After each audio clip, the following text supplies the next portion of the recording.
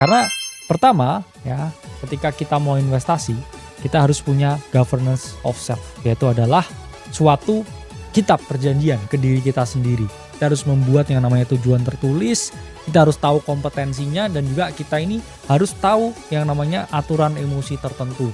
Jangan sampai ya teman-teman ini mencoba masuk ke crypto market padahal teman-teman nggak punya knowledge-nya di sana. Teman-teman juga nggak terlalu paham.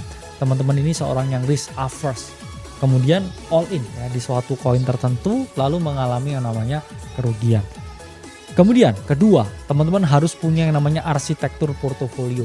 Diversifikasi itu kunci. Diversifikasi itu wajib dilakukan karena di bawah matahari ini tidak ada yang kita ketahui. Bisa aja semua besok ya aset kita jadi nol. Bahkan yang paling gede sekarang misalkan di kripto ya ini Bitcoin. Ya, Bitcoin itu selalu turun ya lebih dari 50% di setiap akhir siklusnya, dan sampai sekarang kejadian bahkan kemarin ya mereka yang mana menyimpan di cold wallet ya di cold card yaitu hilang Bitcoin ya. Bayangkan padahal mereka ini mau melakukan semua hal itu udah bener, terus tiba-tiba hanya karena satu bug, satu cyber attack mereka kehilangan asetnya.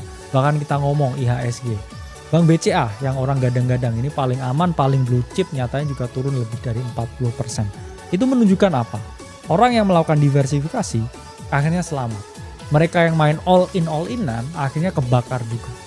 Ya, dari sini harus teman-teman pahami.